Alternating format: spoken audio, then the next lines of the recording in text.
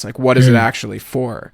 And I think what you're saying is absolutely true, that like really when it comes down to it, like we're just here to learn to love each other. Like that's it. It's simple, but it's also Yeah. there's so many programs that get in the way of that. But really like that's all it is, we're here to learn to love and to be loving towards each other and to care for one another and to have each other's backs in all of our relationships and for the world. Hey guys, it's great to have a new podcast episode to present to you. This is a podcast that I recorded the other day with my good friend Phong. Phong is a genius polymath who primarily works in the realm of digital art. That includes web development and programming. That includes generative AI. And that includes VR and virtual reality, as well as immersive dome experiences. Phong is an incredible genius polymath who is one of the people responsible for the creation of Chimera AI in collaboration with Android Jones, as well as Microdose VR in collaboration with Android Jones. I met Phong probably around 10 years ago on the internet, and we've been longtime correspondents and just internet friends through phone calls and things like that over many years. And last year we had the opportunity actually to meet in the flesh for the first time ever and actually hang out at the Texas Eclipse Festival, where we both worked on the multiversal dome project. And it was an incredible team with a, just stacked lineup of collaborators. And interestingly, in this conversation, we didn't explore Phong's work very much, and we didn't really get so much into those realms of nerdiness. We talked a lot about meditation, both Phong and I being longtime meditators and Dharma artists, I guess you could call us. And we also talked about relationships, and we talked about our relationship between our perception and pain, as well as a bunch of other things. And overall, I think it was a really nourishing conversation and really fruitful. To give you some context, I kind of cut out the intro where he and I were just kind of catching up. So we start the conversation with me telling him that I had run into a mutual friend and somebody that we both had not seen in a long time, who's in Bali currently.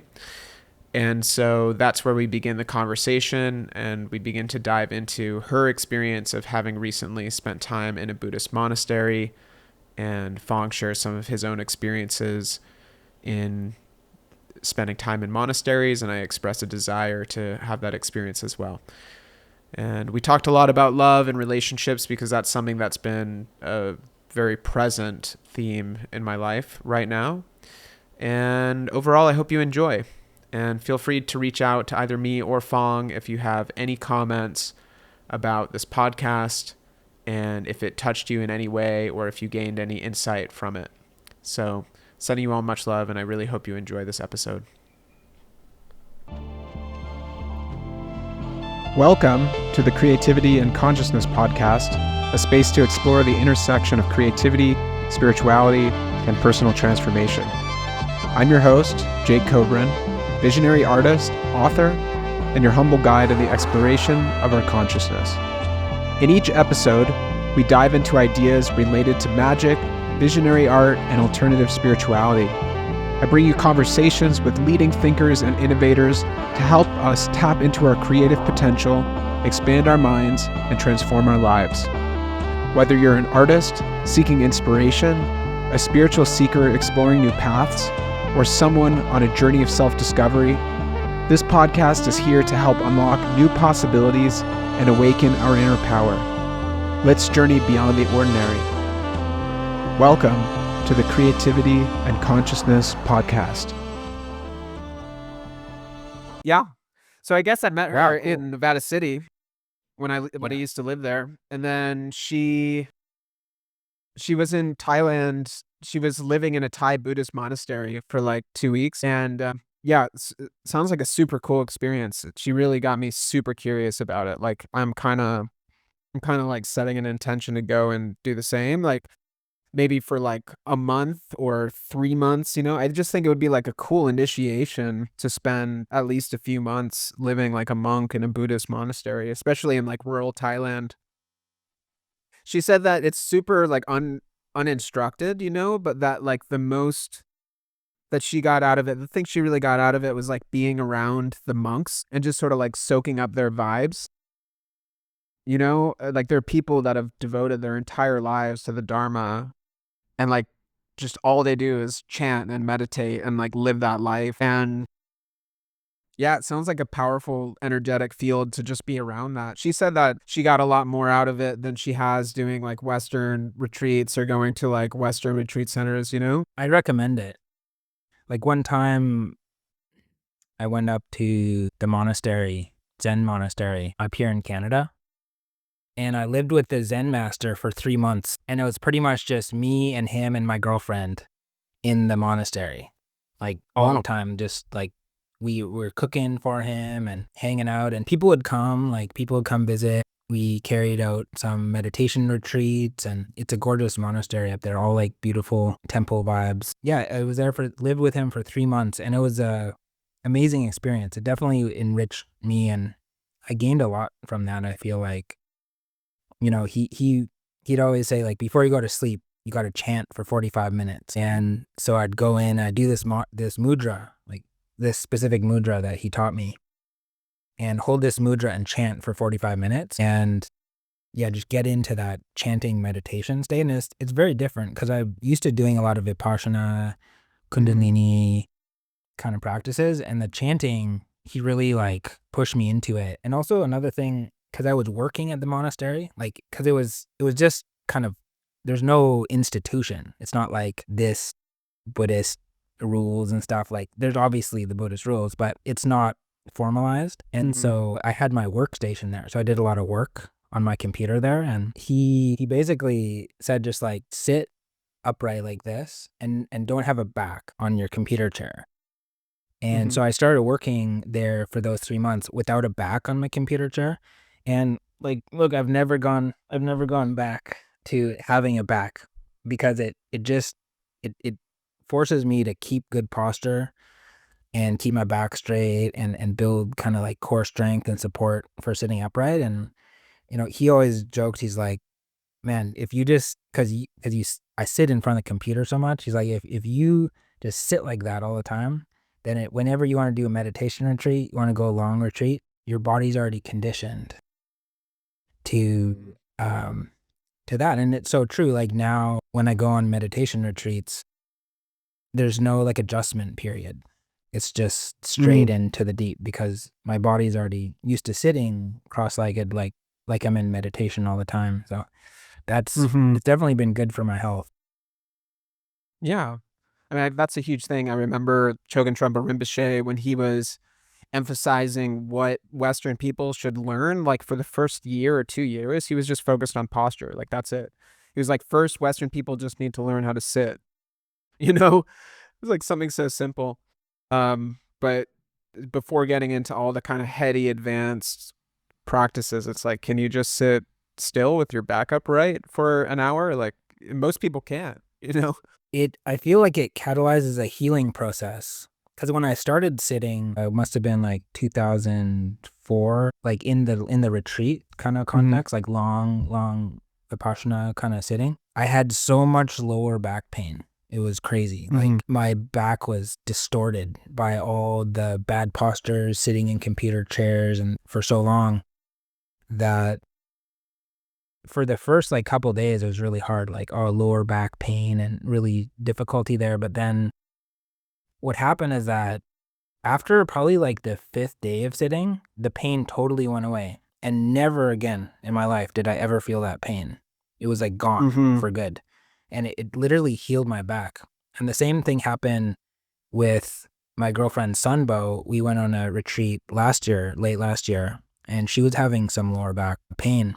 Again, sitting for a week in meditation, the pain is gone. Like she hasn't experienced that in the same way at all since that retreat. So I really feel that it's very much healing for the body to just support itself, sit in that relaxed zone. The body just figures everything out. It kind of knows what to do as long as you're not constantly like, I call it the tyranny of the mind. Our mind is constantly distorting our body, and getting into meditation, it really helps a lot of those distortions to unravel. And it's kind of like, it's like untying a knot. Yeah. I have a meditation bench, which I really recommend, and it's amazing. It's like one of the best purchases I ever made. It's just like a little like wooden bench that, has a slight tilt forward to it, and I bring it with me when I go on meditation retreats, and I use it every day, and it's perfect. It's like my body naturally automatically goes into correct posture when I sit on it, just based on the way that it's built, and I find it, maybe I've just gotten used to it, but I think it's very comfortable. And also something is like in magic traditions, like Aleister Crowley, for example, he's got a practice where you actually have to be able to sit perfectly still with a bowl of water on your head for 1 hour. And that's one of the tests in the magic tradition that I'm a part of. Whoa. Which is pretty extreme, but I've attempted it and gotten pretty far with it, actually. I think you're not allowed to spill even a drop, and if you spill a drop, you have to like start over. But it's that's asana, that's what, when people say asana, usually they're thinking of hatha yoga, they're thinking of stretching in a variety of different ways, but really it's like asana is about having mastery over your body to be able to conform to the right posture that you'd take in meditation.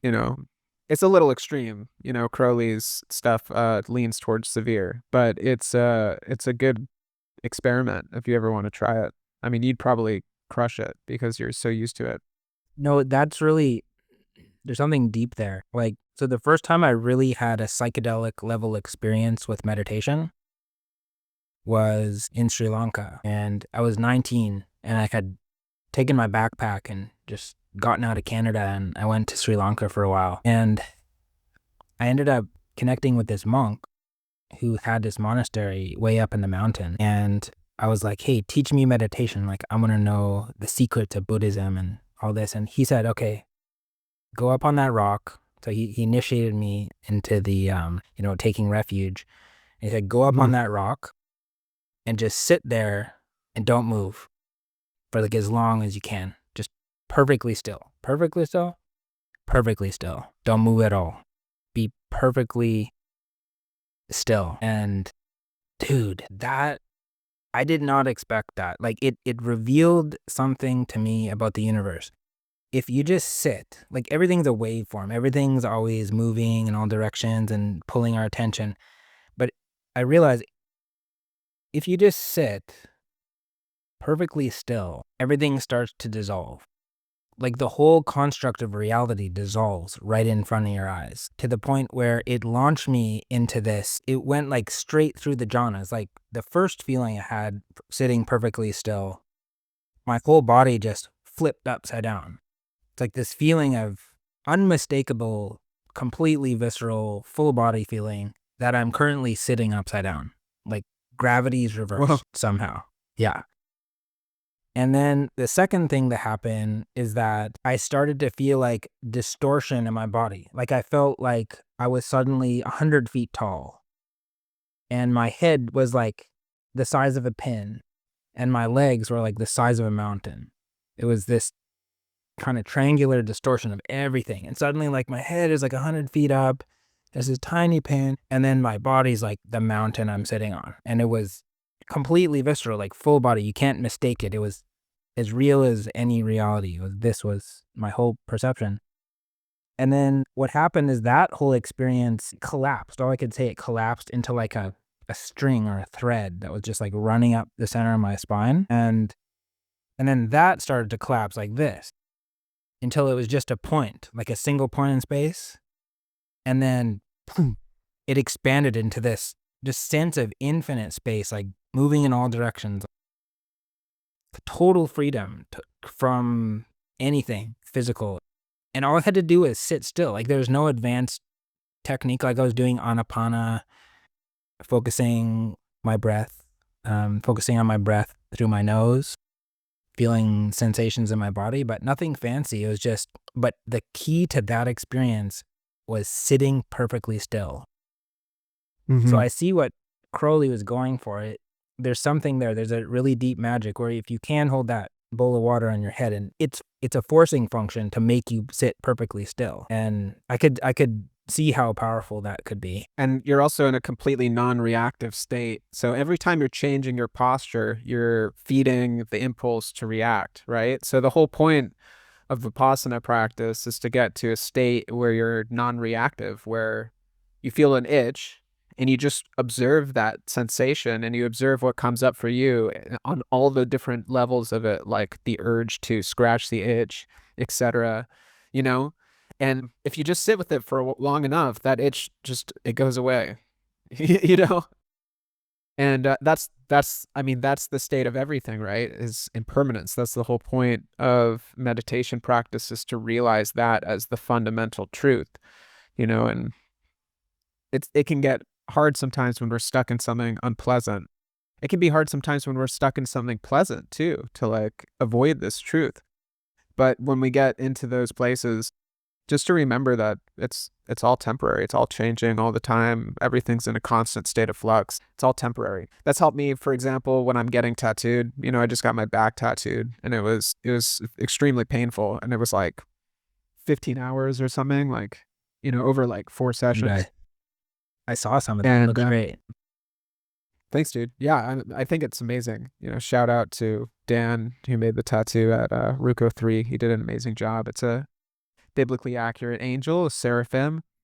It's pretty cool. But anyway, tattooing, it sucks. You know, like, I don't glorify the pain of tattooing. I don't feel like I need to prove my manliness by, you know, in whatever way. Sometimes people feel like they have to prove that or something through enduring as much pain as possible. I know that I can endure a lot of pain, but it does help me to remember when I'm in those states, like the extreme pain of getting tattooed in a particularly sensitive spot with a particularly sharp and driving needle, that it's temporary. And it actually helps. Like it literally alleviates the pain in the moment to just have that knowledge, you know? Yeah, I found that leaning into it changes everything. Like there's 2 modes. If I'm feeling extreme pain, then my limbic system wants to run away in fear. Like, this is terrifying. Get me out of here. This is going to kill me. Like, I get that feeling, intense pain. But what the Vipassana taught me was to lean into the pain and actually focus deeply into the pain and focus all my attention on the part that's the most painful. And I found doing that really, like, if I can put my whole heart into it, the pain, it turns into a vibration. Like, it's not even pain anymore. It's some kind of, it's still there. The sensation is 100% there. But because I'm no longer reacting intensely and emotionally and with aversion to it, it shows a different aspect of itself. And it's like this vibration. It's like an electrical impulse. They can feel like a buzzing or something. It almost has a sound, like a buzzing sound to it. And yeah, I found that every time, like, I'm in extreme pain, like one time I tested that. I got a root canal done and I was in this like mode of like trying to prove my superhuman meditation consciousness. And the dentist is like, you sure you don't want me to put any freezing? No, it's good. I'm cool. Like, I've mastered pain or whatever. I was like putting on a mask, you know? And he's like, you sure it's gonna hurt, you know? And no, man, I got this. And he did a whole root canal on me, and which is like basically digging out the nerve itself. So the nerve is like crying in its final death throes as it's being scraped out of your mouth. And Jeez.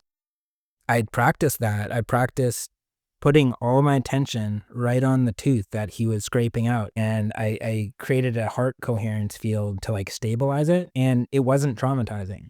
It was an intense experience, but it wasn't quite as bad as I thought it was because I was there for it. I was like, kind of in an almost masochistic way, like leaning into the pain, like, yeah, give me more pain. Like, is that all you got, dentist? Like, keep scraping, you know? And yeah. So that, I just did that, I suppose, to prove to myself that I don't need to be afraid of it. Yeah, I've experienced that too in tattooing situations. I did a hook suspension once. I didn't get to that point where people break through on with hook suspension because people utilize hook suspension, which is where you put, hooks in your back and you hang from it, as a way of actually accessing this state of consciousness that you're talking about. But I think that there's something about the relationship between concentration and a lack of pain. Like when we're highly concentrated, we're not experiencing distress or emotional pain. So I think like maybe for you, for that experience, it was because you were concentrated. And when the mind's single pointedly focused, it's almost impossible in that state of consciousness to experience pain. Like pain is a diffuse, blurred state of Yeah, consciousness. Do you know what I mean? I totally. It is diffuse. And when you focus in on it, it's almost like it vanishes in a sense. Part of it, the painful part of it vanishes. To me, that's when I learned the difference between pain and suffering. Because I Mhm. obviously still in pain, but I didn't experience suffering. Yeah. For me, it's more difficult with kind of, I guess, what you could call emotional pain.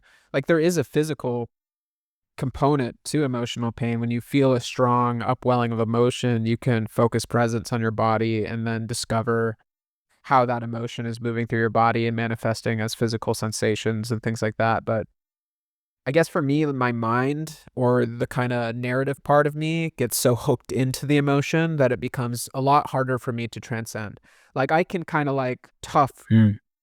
a tattoo because I've had a lot of experience being tattooed for, geez, like probably hundreds of hours on my body now. And it's not pleasant, but for me, I would generally take that over like heartbreak or something like that. You know what I mean? Like that Mm. kind of like grief or the devastation, emotional loss is a lot more unbearable for me than physical pain is. And so I haven't quite cracked that code yet of that kind of like absolute mental fortitude to be able to just remain perfectly equanimous and composed through my, deepest attachments or, grief or fear or loss or like all these different kinds of emotional states. I would love to get to that point someday. And actually, when I think about it, even some of the most advanced meditators that I know, and I have friends who are like quite advanced meditators, they still have emotions. They still experience sadness or grief or these kinds of things.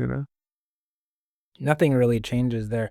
I feel like the emotional pain is difficult to deal with because it's actually distorting your consciousness. It's like before the pain, you're like, yeah, I got this. I got this. Like, no problem. I can face anything. And so when the tattoo gun hits you, you're ready for it. You can go meet it. But the emotional pain, it's actually distorting your whole field of consciousness. So before you know it, you're intoxicated by the pain, and now that fortitude that you went into is gone, and now you're spinning around. And I think that's the part about it, is that the emotion is part of your consciousness directly. It's like part of the inner aspect of your awareness, and so it's actually, and I feel this is part of the lesson, one of the advanced lessons of life forms, like incarnating as a human being.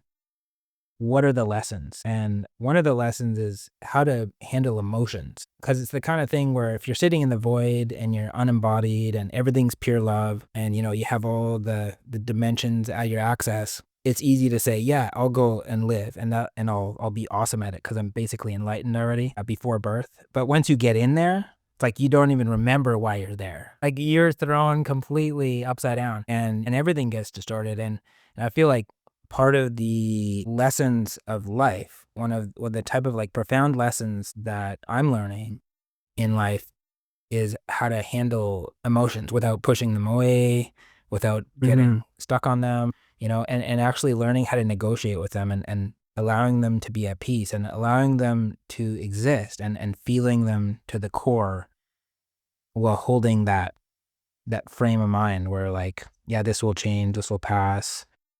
And so, Mhm. yeah, the emotion, it's so intoxicating. It just fucking grabs a hold of you and like shakes you up so much. Yeah, I feel why that's so difficult. Yeah. Well, I think it comes down to non-reactivity, you know, like if you're experiencing anxiety, most people react to that in a certain kind of way. Like they're going to do something to try to change their state. It's like I'm going to go text her, or like I'm going to go drink alcohol, or I'm going to watch Netflix, or I'm going to, check Instagram or whatever. There's a reaction that pulls us away from feeling the emotion. And I don't think that having a meditation practice makes emotions go away. But what I do think that it does is that it enables the meditator to actually hold presence in an open field to allow them to experience and metabolize those emotions deeply. Because if you're going to therapy or if you're doing medicine ceremonies or these kinds of things, like mostly what you're doing is just metabolizing undigested emotion. But if you're somebody who has an established meditation practice and you exist within a certain level of presence, you're able to metabolize those emotions on the spot, like when they come up, by just allowing them to exist and to feel them deeply and allow those sensations to come in waves and allow them to go when they go and just to feel everything that's coming up, which is a lot harder to do than it sounds. And because we all have, I guess, exiled parts of us that are covering up just deep wells of intense emotion that we don't want to feel. And we'll like do anything to not feel it. But it's why, I've been in a lot of meditation retreats as well as of you, and people sometimes sob. I've seen people like cry for days in meditation retreats. And it's because they're finally in a place where they can meet the emotion, where there's like nowhere else to run. They can't like distract themselves from it anymore. And so all that sort of grief that they've been pushing away, or whatever the emotion is that they've been pushing away, like it finally has its chance to be met and seen and held and metabolized. Yeah, like so much of what we do is actually make things worse. Yeah. Like trauma reacts with trauma. It's like firecrackers. Like one goes off and it hits another one, and that goes off and it hits another one, and they're all popping off before you know it. And I used to push away my emotions. Like even through long meditation retreats, I managed to Right. kind of find Stonewall Buddha, like, no, I'm not going to process that, or, that's a distraction from getting enlightened or something. And when really that was the nourishment that was giving me the opportunity to practice. And yet I went a long time thinking that my emotions were a distraction and actually getting angry at them, like generating more emotions. Like when they're coming up, I would like curse them. Like, no, I tried to like go to war against them inside myself. And it didn't take long to figure out that that was not going to work. I had to negotiate another way with them. And it's only recently that I'm really learning how to integrate it all. Takes a long time. It's like that Rumi poem, The Guest House. Let me see if I can find it. It's a beautiful poem.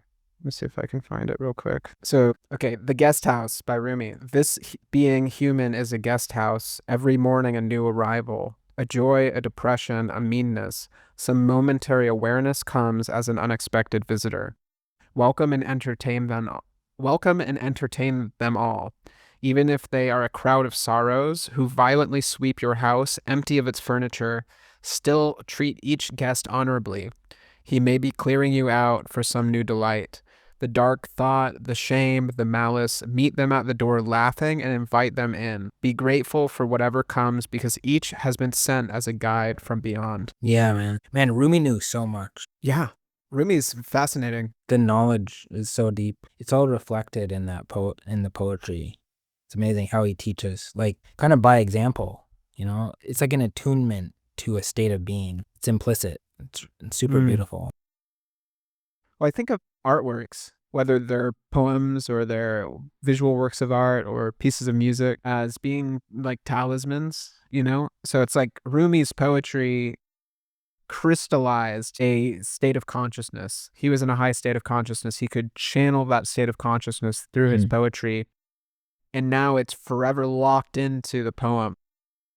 And then when you interact with the poem, you can get a dose of that state of consciousness, So it's That's like, Yeah, and I think visionary art, that's sort of the idea of visionary art too, is it's made from a high state of consciousness. And so pieces of visionary art are talismanic artworks where then somebody interacting with and viewing or experiencing the work of art then sort of downloads that state of consciousness into themselves through exposure to it. Yeah, it's like entrainment. Entrainment. Mm-hmm. Like I saw this study where they put heartbeat monitors on all these people in a theater watching an orchestra play, and all of their heartbeats started to quantize within ranges. Like people who had like a roughly 60 BPM heart rate, they all quantized to exactly the same pulse. Like they were going at the exact same time. Wow. And then Okay. people with a higher heart rate, like 80 BPM, they all quantized to the exact same heartbeat, and the beats were happening at the same time. That's it.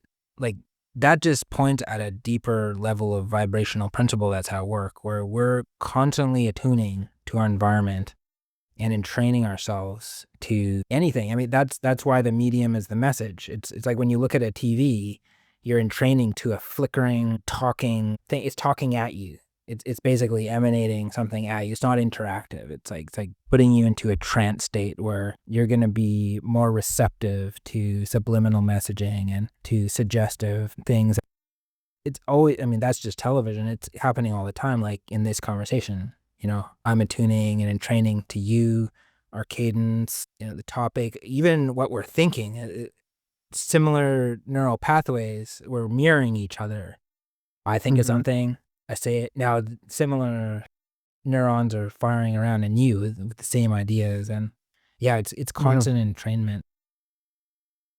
Yeah, I've been on this big kind of relationship journey lately, just given this kind of distancing with my partner currently. And one thing I've been learning a lot about is sort of the idea of the primary goal of relationship, like specifically intimate relationship, being about sort of a way of co-regulating each other's nervous systems, and that's such a, it's like what you were talking about before, where like trauma provokes trauma. I think that a pattern that I observed in my relationship was that one of us would get triggered and then that would like trigger the other person's trigger and then we're both activated and triggered. But I think the practice is if you cannot react when somebody is having some kind of negative energy or unpleasant emotion or something that is to some degree dysregulating their nervous system arise, and if you can stay present and calm in those moments, then that state of coherence and groundedness and centeredness has like a stronger magnetic pull than the reactivity.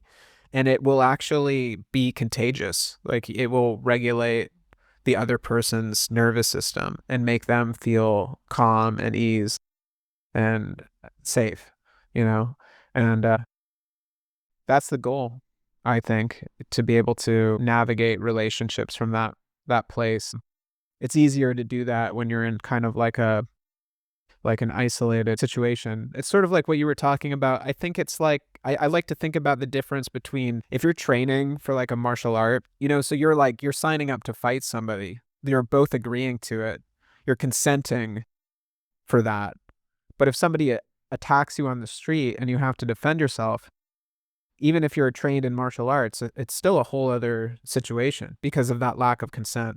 So like I've done plenty of workshops that are kind of like tantra workshops or these kinds of things where these types of practices, like I did one tantra workshop where men had to like stand and then the women would like rage at the men, just any kind of like repressed anger or anything that they needed to channel that was like hurt in their lives that they experienced by men. And men had to just sort of maintain a state of like presence and openness and open body language while this was happening.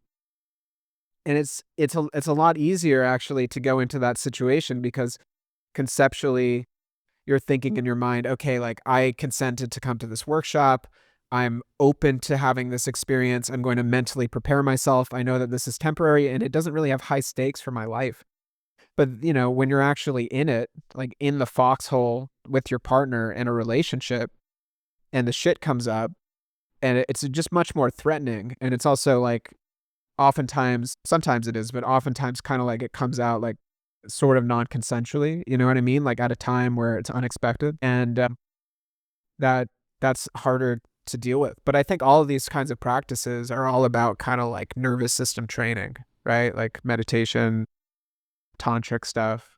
And so you can react less and hold like a deeper force field of calm that then will resonate and, like you're saying, attune other people to that deeper force field of calm. It's like whoever has the higher magnetic pole is, or like the stronger force field, whoever has got the stronger center of gravity within any kind of like interactive dynamic, that's what people are going to attune to, you know? And that's why I've heard even people get around these kinds of really high level monks and meditators, lamas and from Tibet and stuff like that. And like you're instantly put into a state just by being around them because they hold Yeah. that center of gravity. Like you can't even help but be profoundly influenced by their state of consciousness.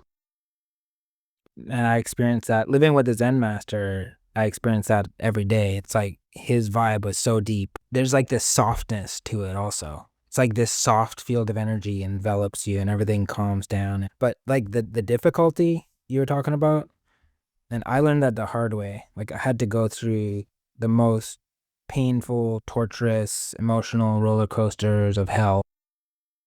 I had a really difficult relationship in the past, and it destroyed aspects of my inner self. And I can't blame the other, actually. I realized I was perpetuating it. Like she was experiencing trauma, and then I would start to freak out, and then I would make that trauma worse. And now I'm experiencing my own form of trauma in real time because this is like a new level of pain for me.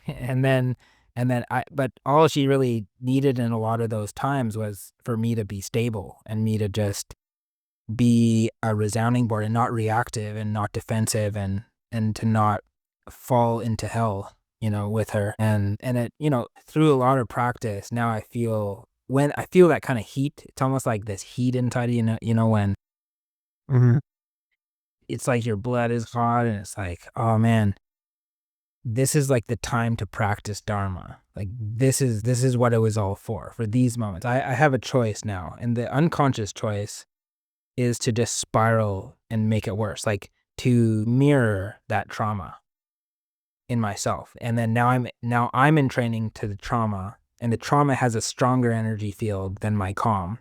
And so I'm just going to fall straight into that, right? And so I had to learn the hard way not to do that. And I did it so many times. I spent so much time in hell because of that. And now, like, when I feel my blood heating up and I'm like, oh shit, this is it, then I try to just hold space and not react to it and just like feel it and actually try to see the truth in everything. See the truth in what I'm feeling, feel the truth in what she's experiencing or what she's expressing, and get to the deeper level of truth. And when I sit with the truth, then I can see, oh yeah, you're actually right about that. And it can start to Almost empathize. always. Yeah, that empathy process starts, and the mirror neurons, like up here, they like start to activate, and then but by holding that calm, then she can start to just get it off her chest, or like something needed to be expressed, and then it slowly comes back down. And if I can hold that calm, if I can hold the energy field of that calmness, the field strength of that calmness, if I can hold that through the storm, then it always settles back to that. And the storm passes so much faster. If I react, the storm could go on for days. But if I don't react, or if I hold that energy field of calm and seeing truth, then it could be gone in less than an hour. It passes pretty fast, actually, as long as I'm not like, it's like a water. Like you have a pond, like your mind's like a pond, and someone throws a rock in it, and then those ripples. It's like reacting is like trying to get those ripples down with your hands, right? And like those ripples from the rock, you're like, oh no, down, down, down, down, stay down, stay down. But you're just making more ripples. Like every time you try to repress it, you're creating more of what you're trying to actually repress, and it hardcore backfires. And like quickly, I'm creating a mess, and like quickly I'm falling and down that hell realm. And man, it's amazing how fast that can happen if I don't catch it. And it's really been the mindfulness training that helped me catch it so that I don't start reacting in the crazy loop like that. And now I feel like it's, for at least for now, I got a grip on it. It's really helped in my relationship, and it's really helped to be able to hold space for the goddess to be wrathful and to be genuine, and then that energy feels safe to also be sweet and be soft and be all the beautiful things too. And it's really a crazy spectrum, and I feel like the task of being a partner in the masculine is to actually hold space for that. To allow it to happen, to be like, not, there's definitely a line. There's like, if there's straight up disrespect and it, if when it crosses that line, if it falls out of truth, and it becomes like ad hominem or something, that's not safe space. Like, you can't maintain mutual respect in that kind of environment. Like, that needs to be de-escalated. So I'm not like for abusive relationships in any sense at all. But there's a way where there can be a significant amount of wrath and truth expressed in a way that's not at all abusive, in a way that's very liberating for both people. And yeah, it's such a beautiful journey to do that and be on that with another person. And I think what you're saying is right about relationships. Like, part of the contract or part of the soul lesson is learning how to regulate ourselves and regulate each other. And like hormones too, like if you're around another person or have like your love life and everything, it regulates everything. Like, it's good for your health. You can feel it.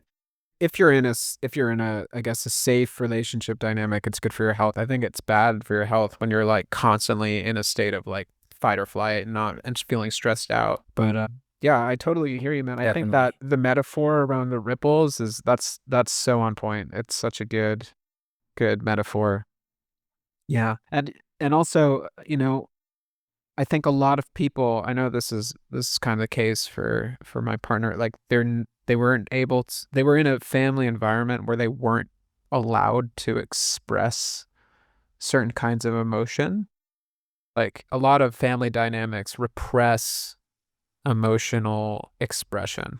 Like if the parents are stressed out and they're not maybe as emotionally mature, grounded as they could be, then things are happening for their children, and their children like get upset, or they bring that up and they're just like, I can't deal with this. Like, we can't talk about this, So I think that there can be within, like, we always try to sort of sort out our family dynamics within relationship. And so there can be this thing where if you come from a family dynamic where you weren't able to express certain things, like if something happens to you and you can't talk about it or you can't express emotion around it, then you're going to want to be in a relationship with your romantic partner, which are surrogates for our parents in a lot of ways. Like, that's the psychological transference, to be able to feel safe to express things that we weren't able to express when we were kids. That if our parents didn't have the capacity to hold certain emotions and honor certain emotions and certain forms of expression, then we're going to desire that in a partner, to sort of heal that wound of being unseen, of being, not fully honored to be our full selves. Yeah, I mean, I grew up in a family that's highly emotionally repressed, and I can see how what you're saying is so true, and I see that in my own life with people. And for me, like growing up in the repression, it actually made it hard to access the emotions altogether. It made very like monotone kind of existence where when the emotions come up, it's like, oh shit, what do I do with this? It's scary. Like, it's get it away, like push it back down, put it back in the basement. And I mean, I'm still unpacking that. I still experience that. That's still my default mode network, is to do that. And it's an active process of mindfulness to, when it comes up, to actually honor it, like see, oh, this is something really deep. Like, this is pointing at a deeper level of intelligence here, actually. Like, when I repress my emotion, I'm actually repressing a deeper level of intuitive intelligence that's encoded into my whole system. Even if it's unpleasant, it means there's probably something unpleasant that I'm not facing. And if I push it away, it's like it's not helping me face it. I gotta face it at some point. And there's so much, man. I got like a basement full of dusty boxes to work through still. You can't force it, you know? They just kind of got bubble up over time, and when it comes, you got to be ready. Yeah. Yeah. Yeah. It's like we have a cupboard full of scorpions that like is in our room all the time, but we've just like put a padlock on it, you know, but still sometimes there's so many scorpions that they still like get out sometimes, like the little ones, and they like, you know, bite us while we're sleeping or whatever. But Dude, I had an epic padlock, man, and like a whole vault, like a meter thick of like titanium vault. Like you can't get out of that thing. yeah, I think that's why, you know, ayahuasca is such a powerful therapeutic agent because it really just takes the doors off the vault, you know, and it gives you no place to hide or run and just to have to feel stuff no matter how unpleasant and metabolize it, which is a really scary thing to do. I think most of us avoid going into those places. Most of us just don't want to have to deal with that as like a crisis on a daily basis, you know? But then it becomes something kind of chronic rather than that acute, really intense one time experience. Instead, it's like a kind of dirt that forms over the lens of your entire Hmm.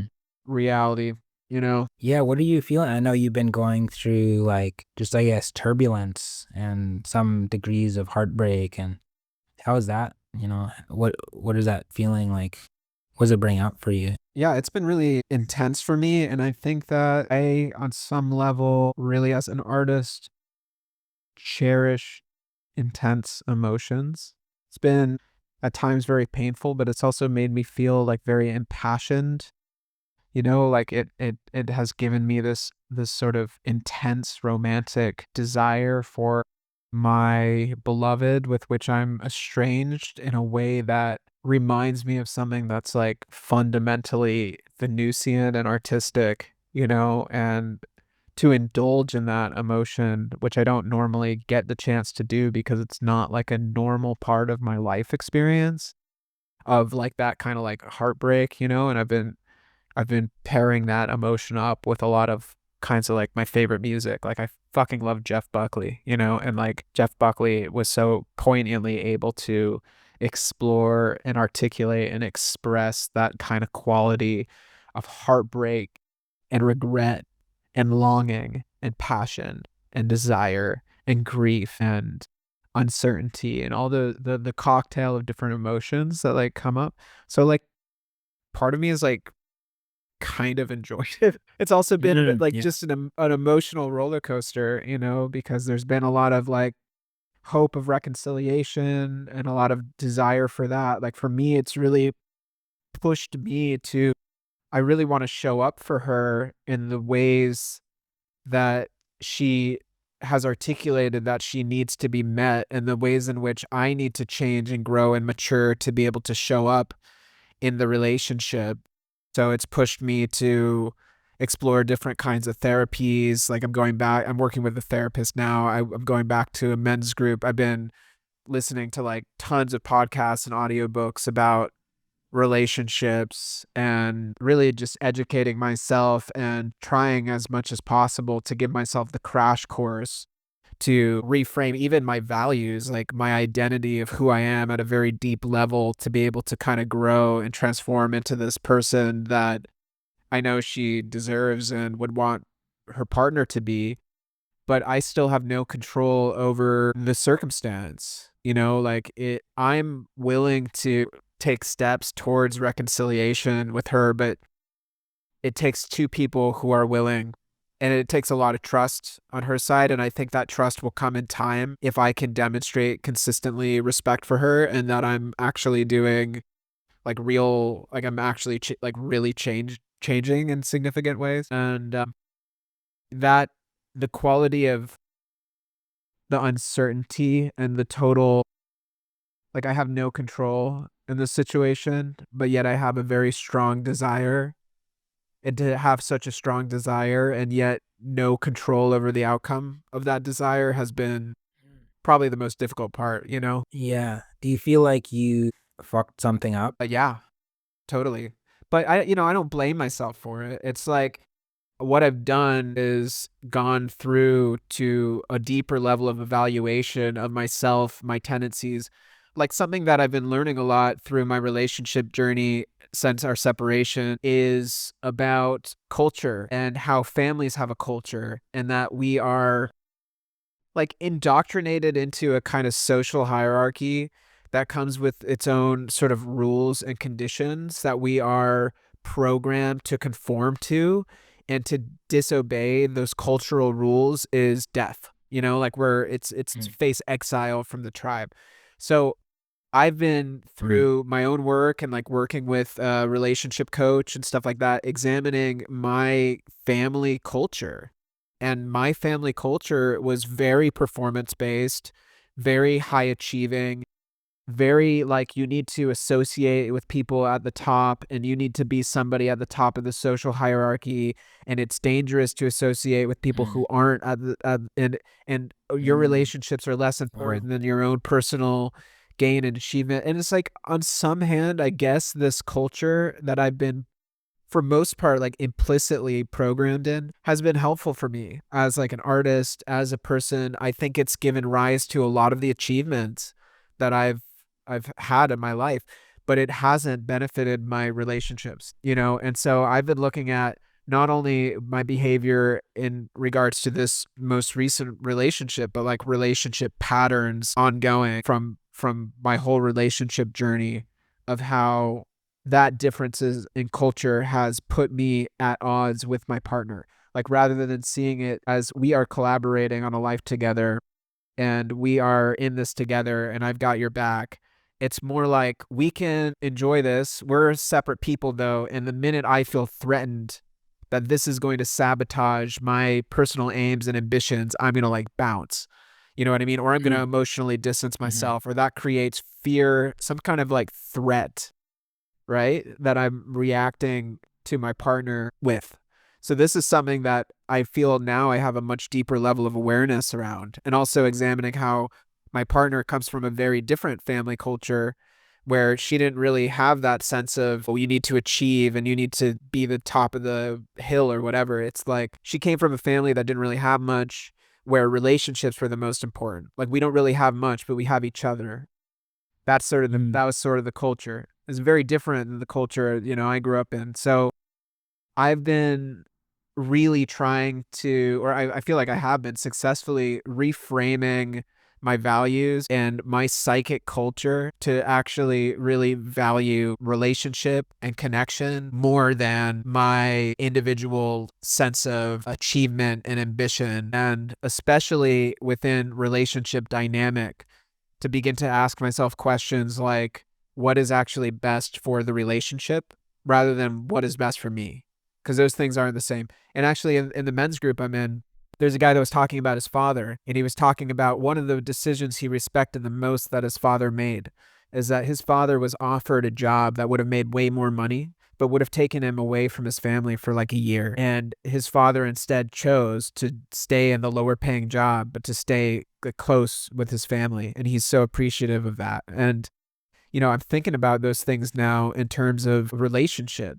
Like if we really are partners and this is our life that we're creating together and we're like in this together as a unit, then I need to prioritize my partner's well-being, and I need to prioritize what is actually best for her and for the relationship over just maybe having more money or fame or respect or like whatever achievement-based ambitions I might strive for? And I know exactly what you're saying. Like I've experienced many colors of all that.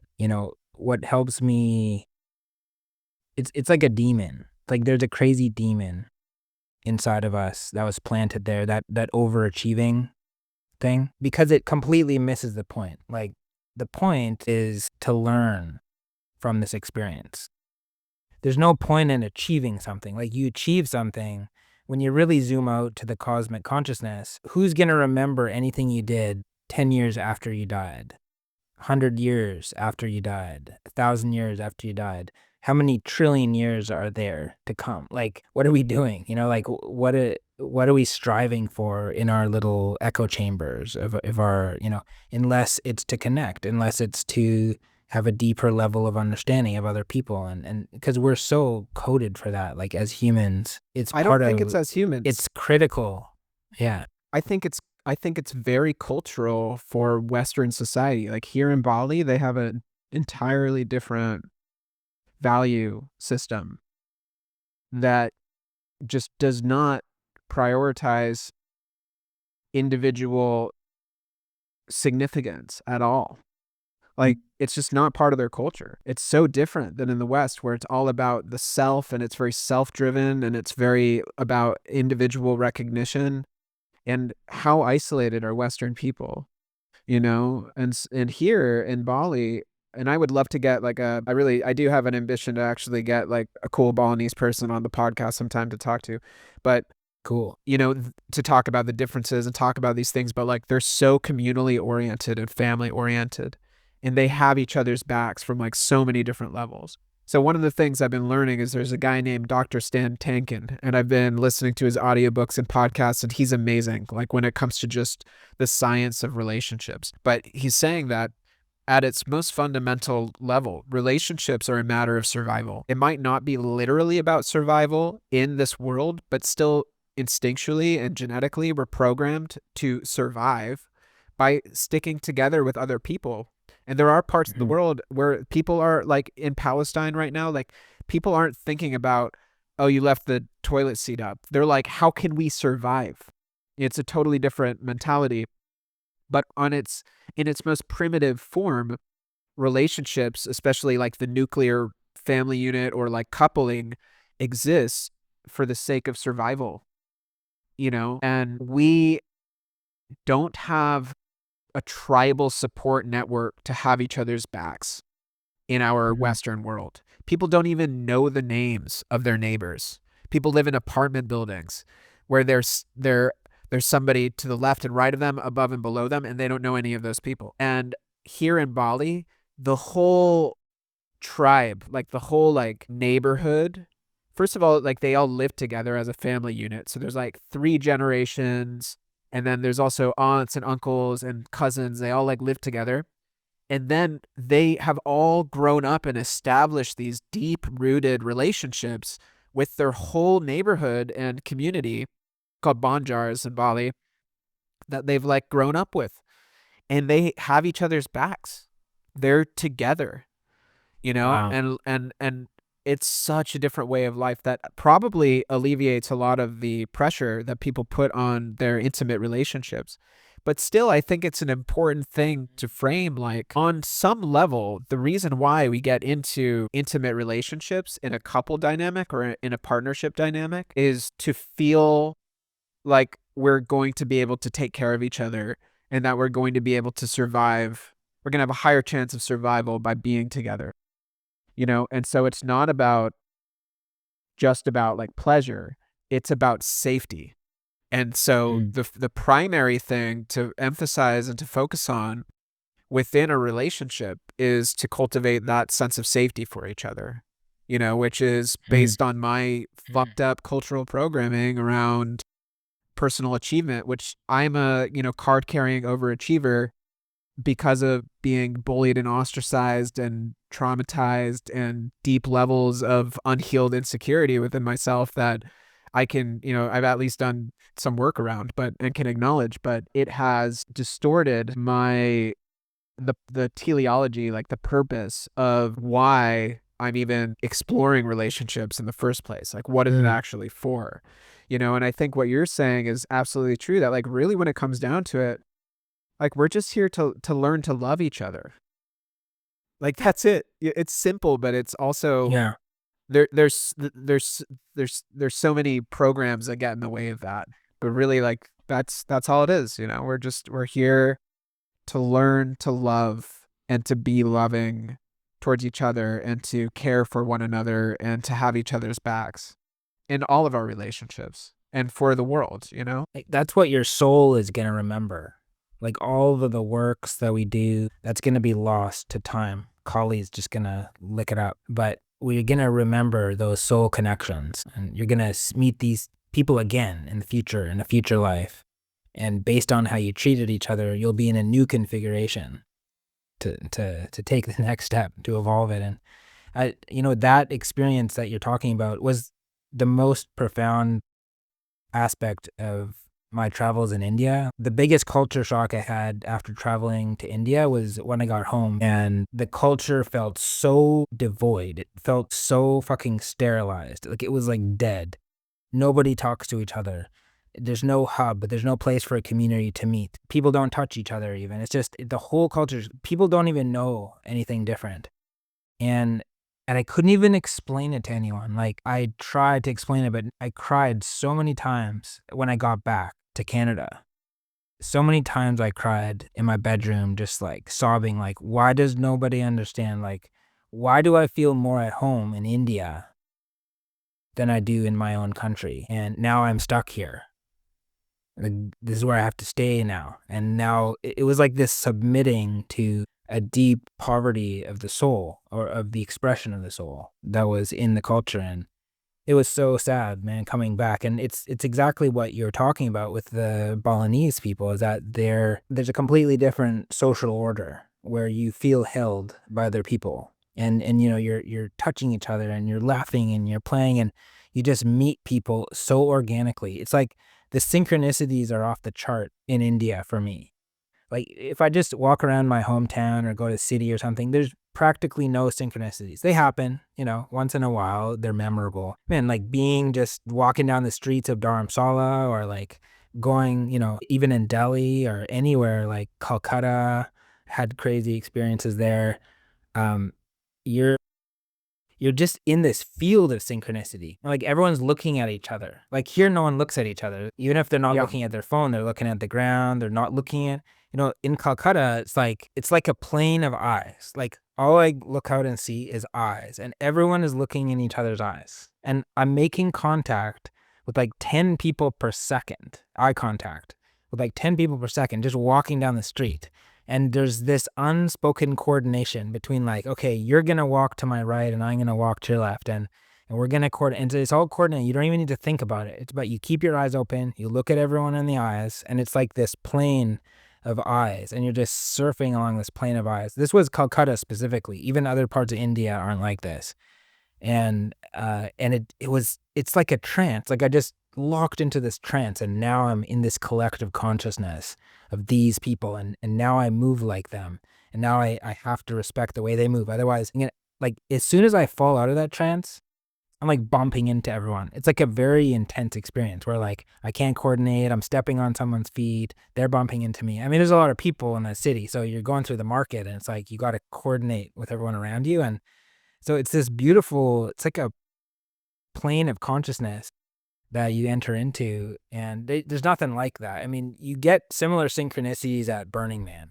It's like when people abandon the clock, like there's something about the tyranny of time, like keeping time, 10 p.m. or whatever, like it destroys a lot of the potency of synchronicities, because now we're on this like linear Gregorian structure that who structured time in this way? Why did they structure time in this way? Like that's a deep philosophical question that could be debated. And when you throw it off, it's like a weight is lifted.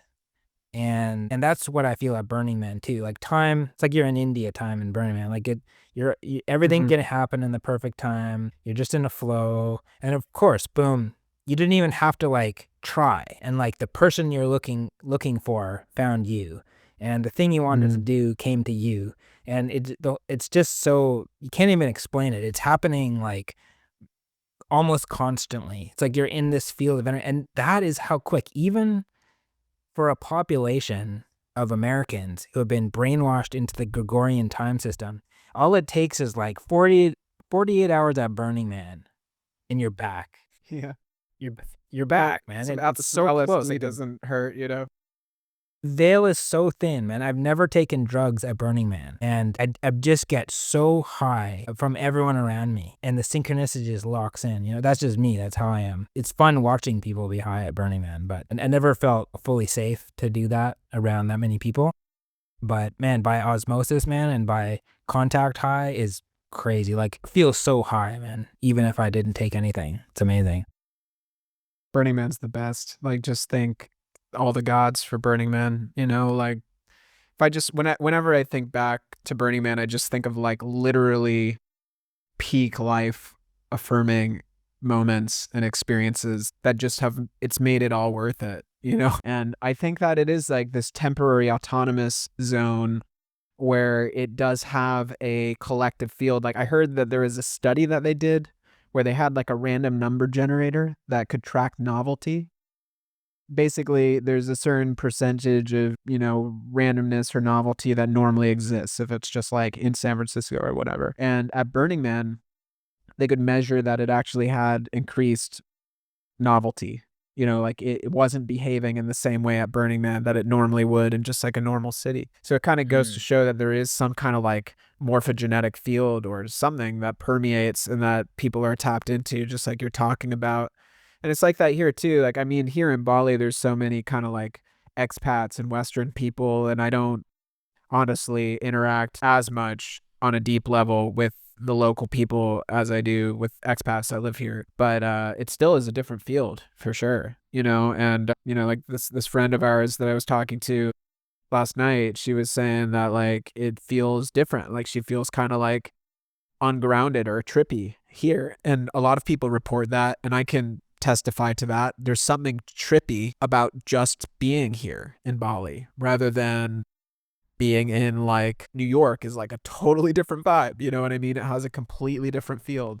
Man, as soon as I touch down in India and I'm in the airport and like there's a Shiva Nataraj like with this little star in his hand, my third eye just feels like there's a pressure on it. You know what I'm talking about? You know when you're like activating your third eye, it's almost like there's a pressure like trying to push from behind right there. Like, man, just being in that field, it comes out. It's like it's pulling something out. I know exactly what you're talking about. Yeah, traveling, going from Western country to Asia there's like a psychedelic dimension of it where you're encountering a completely different morphogenetic field that has a different ancient history and all these like termas. You know the concept of termas in No, what's the term? so in Tibetan Buddhism, there's something called a terma, which is called the hidden teachings or secret teachings, where they're embedded in the astral plane, but it's anchored in the physical world. And so every time that somebody has like a profound experience in this a spiritual experience, it leaves an impression. And so the masters, like Padmasambhava, was an example of a master who could encode Dharma teachings into the ether, essentially. He's encoding it into the ether in that place. And so if you can get into that state of consciousness, then you can go and download that teaching that was left there. It was like a post. It's like he posted it in the astral plane, like at that location. And it's timeless. Like you can't rub it away. You know, even the earthquake destroys the mountain. It's still there, right? Like it was placed in that time and place or in that space. And so the termas are these transmissions of profound teachings that are embedded in different locations. And the most intense place that I've experienced that was when I went to Padmasambhava's cave at Lake Rawalsar in northern India. And, you know, you trek up there and you get into the cave and then you get into the inner cave. And I mean, first just seeing these caves, man, like the fact that they were living in caves, it's like that. They're so beautiful. Like they have like perfectly flat, all the years they like flatten the floors of the cave. It's basically the natural rock, but it's like polished or something. Like it just feels like it's like nature was perfected somehow by these people. And then you go into the inner cave, which is the first cave, which is where the Dharma teachings happen. But then you get into the secondary cave, which is got this big rocky crag. And then you get into the deep, deep cave. And I was lucky enough that when I opened my wallet, when I got to India, I had a bunch of LSD in there.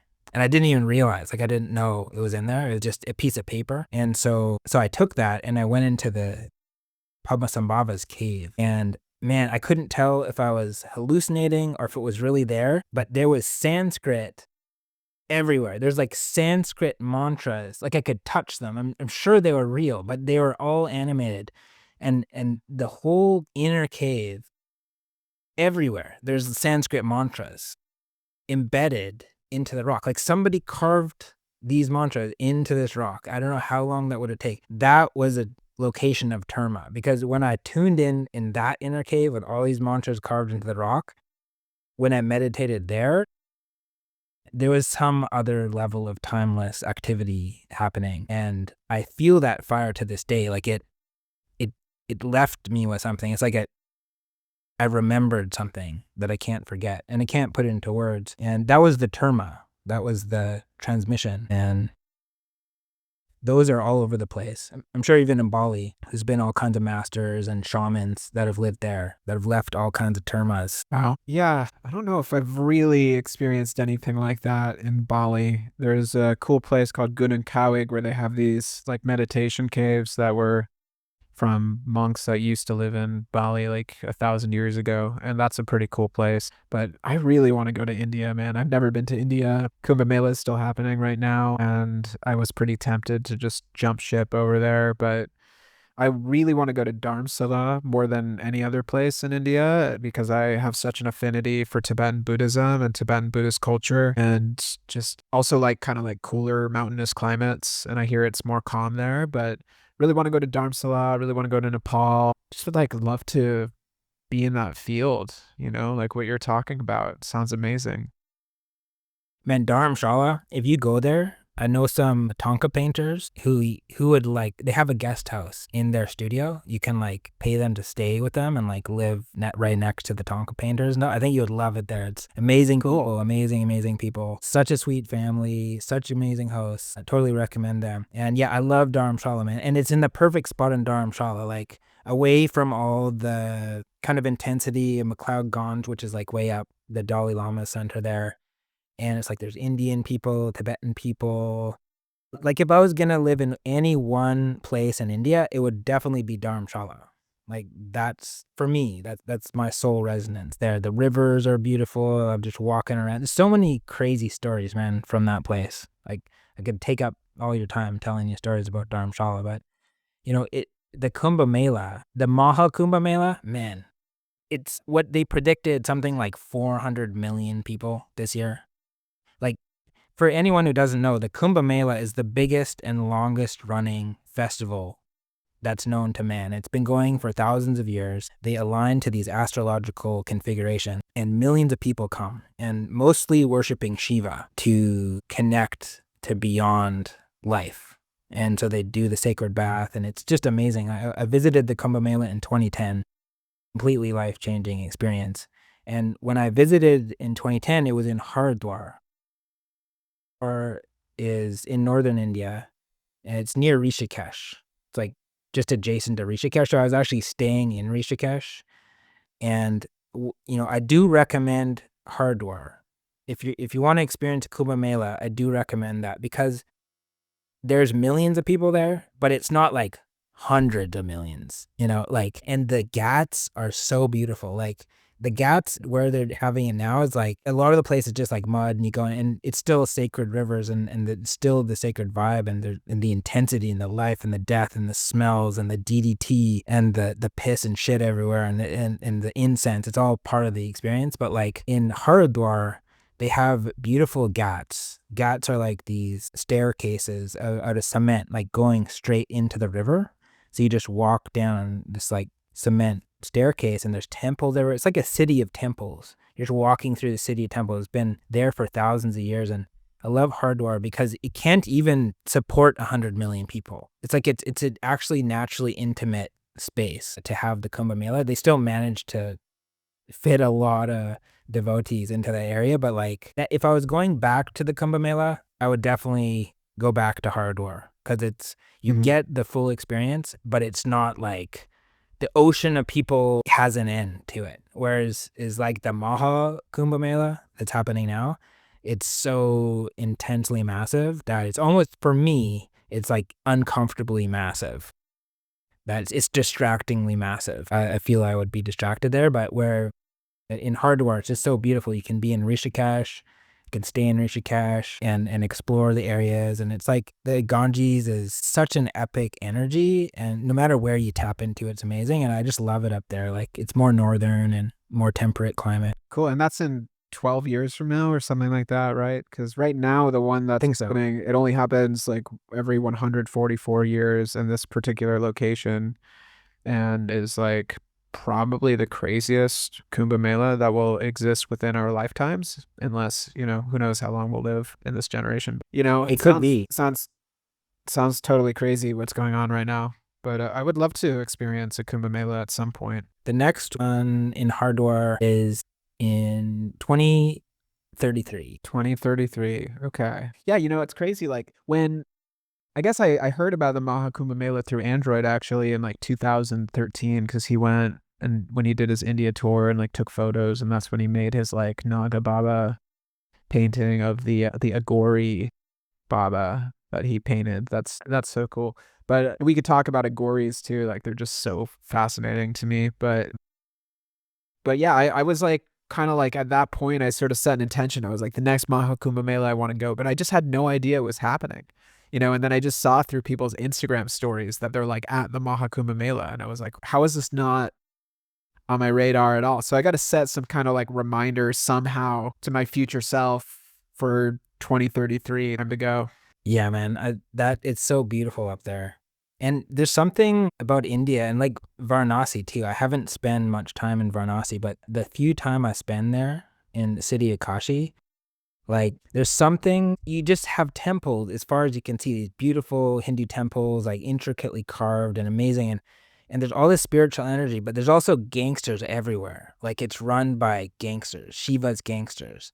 And they're all worshiping Shiva in this really sacred way. It's like it's scary. It's like scary and demonic, but beautiful and spiritual at the same time. It's so intense. Like the contrast is amazing, and there's nothing like that. Like you get these cell towers that are like all mounted, and there's way too many senders and receivers on them. It looked like the whole structure is gonna collapse. Like how India just like they max their engineering. They'll just like put as many possible people on a bus, as many possible people on a train, as many like Wi-Fi and like have 5G receptacles like on a tower. And you get these towers, and then like right next to it, there's like this ancient temple, and you can't help but feel how crazy and futuristic the world we're living in is. That juxtaposition is just, it's stark. It's like, it's in your face. It's like there's these ancient temples have been there for 1,000 years. And then right next to it, this crazy tower, like the modern tower that we worship, is this cell tower. Yeah. Yeah. Yeah. I mean, there's this idea that if you want to know a culture, just look to whatever the highest building is on the horizon, and I'm not sure what it's like in India, but it's like in, the States, you go to any city and there's just like massive skyscrapers that are corporate entities. And that kind of shows the designation of the culture and what it prioritizes. Yeah, it does. Cool, man. Well, this has been an amazing conversation. There's a lot of other stuff I wanted to talk to you about, but like I'd love to just keep these podcasts ongoing with you, because like I love talking to you, and you're somebody that I really feel like I can just talk to for like hours and hours and hours, and it's always a psychedelic experience just to mind meld with you. So, I kind of got to run soon, but I'd love to do another one of these calls with you at some point down the line, and we can talk about the emerald tablets, or there's all kinds of goodies we can get into and unpack together. Yeah, man, I thought we were just getting started here. It's great. It's already been like 90 minutes almost. Yeah. Yeah, let's do a series. Yeah, let's do it. I'm sure like people would love to hear that, and I don't even care if people would love to hear it. I just want to have the conversation, So thanks for using this podcast as an excuse to just like talk to each other, because I love talking to you. I want that conversation, man. I want to have it. Yes. Yeah, it's so close. There's so many things like just right under the surface that we'll get to. Yeah. Anything you want to like rep, or like what's the best place for people to connect with you? And we didn't even talk about like your work or anything like that, but like, if people want to find you, where should they go? Yeah, I have a dome show coming up in March, starting late March in Bali, in your town, in Ubud, at a place called Pyramids of Chi. And the show is called Chakra Journey. And it's my masterpiece today. So much of my work with mathematics and mandalas and Unreal Engine and particles and a lot of the stuff that I developed in and learned in microdose, it's all implemented in this dome show, and I think you'll really love it. I'll make sure you get in there. I'll get you a ticket, and some of my other friends in Ubud, I'll make sure that they check it out. But yeah, that's my latest experience happening. It's literally right Pyramids of around the corner Chi, from my house. dude. Ubud, Bali. I think you're gonna love it. I can't wait to see it. Yeah, it's literally right around the corner of my house. I go like walking past Pyramids of Chi like almost every day, so I can't wait to see it. So that's a crazy synchronicity in itself, actually, because it found me, and now we're talking, and you're there. It's like a loop, man. Just beginning is like For the sure. end. Yeah, yeah. Well, thanks Cool, for bro. having me, Well, Jake. This is actually inspiring for me. yeah, inspiring for me too. And it's always great to chat with you. And thanks for your time. And I hope you have a beautiful rest of your evening. Yeah, man. I'll talk soon. Thank you for tuning in to the podcast. I am the DFT Elf. Escaping into your dimension. New episodes of the Creativity and Consciousness podcast drop each week. Make sure to subscribe so you never miss an episode. If you'd like to stay connected and join a like-minded community, hop in the Telegram group where we discuss the latest episodes and ideas they spark. Sending you instant love and gratitude for being part of this journey.